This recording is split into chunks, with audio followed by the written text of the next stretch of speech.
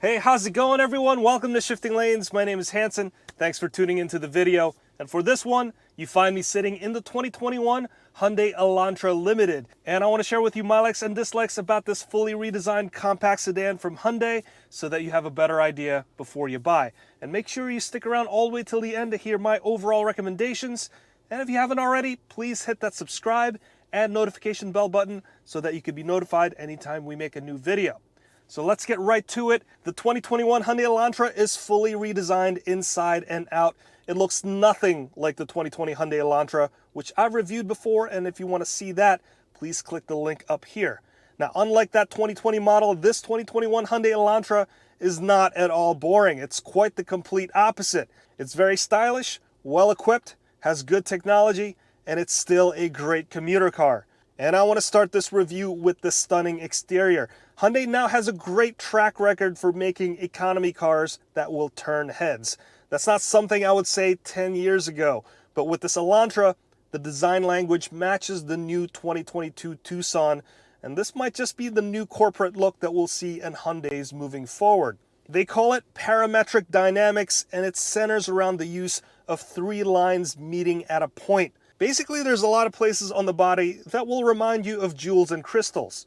You'll see this on the side, the front, and the rear. The front end has a new in-your-face design. It has a parametric jewel pattern, and it cleanly integrates the headlights, making it look like one very large grille. The look also reminds me of the Joker's face. It smiles at you, but it's also terrifying. And for this limited trim, you'll get brighter LED headlights, whereas other trims will get projector headlights. Moving around the side, here's where that parametric dynamic design really pops. The three-line segment meeting at a point makes this car look unlike anything else. And it reminds me of old video games with low polygon counts. As for the profile of the car, it matches other cars in the segment where almost everything looks like a fastback. It's a nice design that's more aerodynamic while giving the rear passengers just a tad more headroom.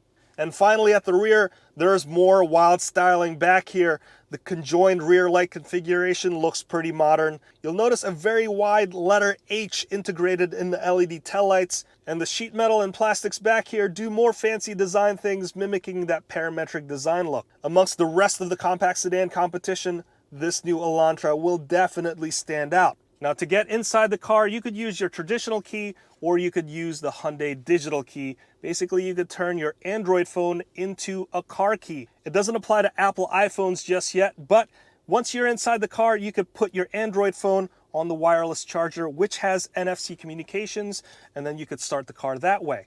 Or if your phone runs out of battery, Hyundai has supplied this card key so that you could keep it on your wallet, and it works the same way. So once you're inside, you'll find more redesigned things to look at in here. And overall, I think it looks more modern and sleek. The first thing I noticed when I jumped in here is the lack of vents, or actually how well the vents have been hidden. It's hidden into the plastic trim along the dash. It looks very sleek and integrated. And you can also find the interior mood lighting right on this plastic piece, and you could adjust it between 64 colors. And right above that, you'll find the twin 10.25-inch screens. This is a touchscreen, and that one's a fully digital instrument cluster. And I just love how this is configured. It reminds me of the Mercedes-Benz interior. And to the left of the instrument cluster, you'll find this circular pattern with the dash on it.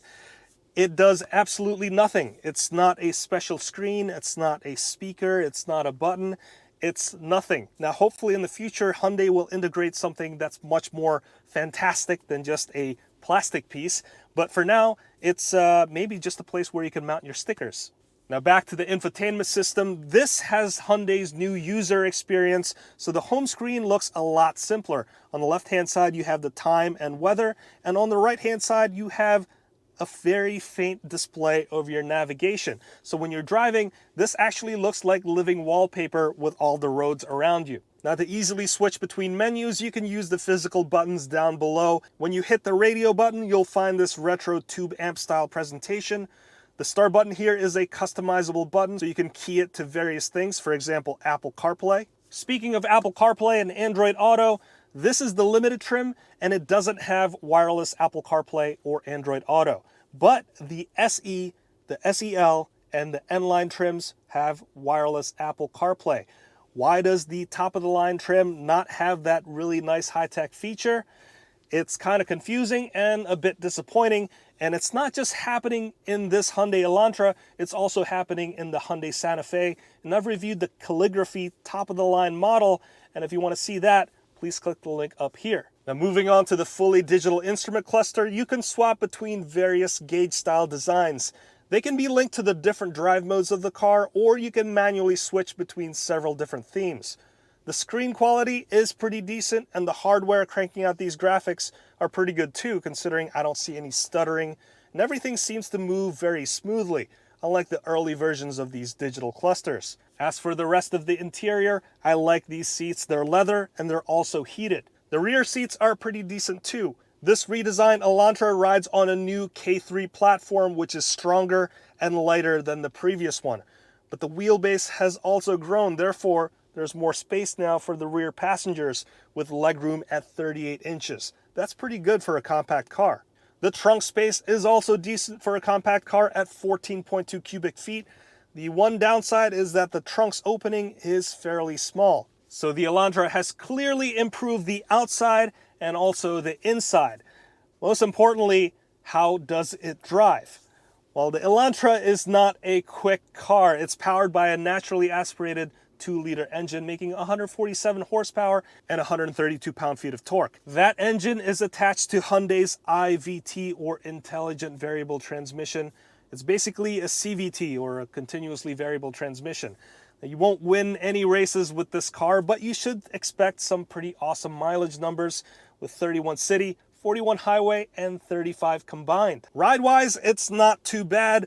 The new platform, being stiffer and lighter, does great things for ride and comfort. The rear suspension uses a torsion beam axle, which is a very simple and economical rear suspension to produce, but it won't be as much fun to drive as something that has a multi-link suspension, which the N-line trim has. So while this lightweight compact sedan is still fun to drive on back roads, it won't be as much fun to drive when compared to the more sporty trim. This Elantra is also packed with lots of great safety features. It has the blind spot monitoring system, rear cross traffic alert, pedestrian collision avoidance, and my favorite one in this car is the lane keeping and following assist systems. There's a camera mounted right back here, and there's other sensors as well that will detect the lane markers. So this car, to a degree, can steer itself. So overall, would I recommend this fully redesigned Hyundai Elantra Limited?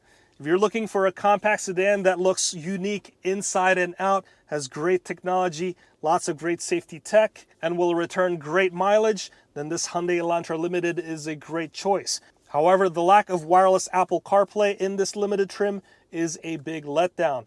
Additionally, the engine, the transmission, and the lack of a multi-link rear suspension makes this perfectly okay just for commutes, but when you're taking this on those spirited drives, it won't be as much fun to drive as something that is like the N-line trim. So if it were me, I would ignore this limited trim and go with the Elantra N-line instead, because that will come equipped with a 1.6-liter turbocharged engine, making 201 horsepower and 195 pound-feet of torque. And that engine will be connected to a 7-speed dry dual clutch transmission, which shifts very fast. It's not as great as the 8-speed wet dual clutch transmission, which can be found in the Hyundai Veloster N, which I've also reviewed, and if you want to check that video, please click the link up here. But it definitely will be a lot more fun to drive compared to the CVT. And lastly, the N-line trim will also have a proper multi-link rear suspension, and it will also have a more aggressive front and rear bumpers. Well, there you have it. That's my review of the 2021 Hyundai Elantra Limited. I want to thank you so much for watching all the way till the end. If you learned something, please consider hitting that like button. And if you haven't already, please hit that subscribe and notification bell so that you can be notified anytime we make a new video. I'll wrap it up right there. This has been the 2021 Hyundai Elantra Limited. My name is Hanson, and I will see you next time.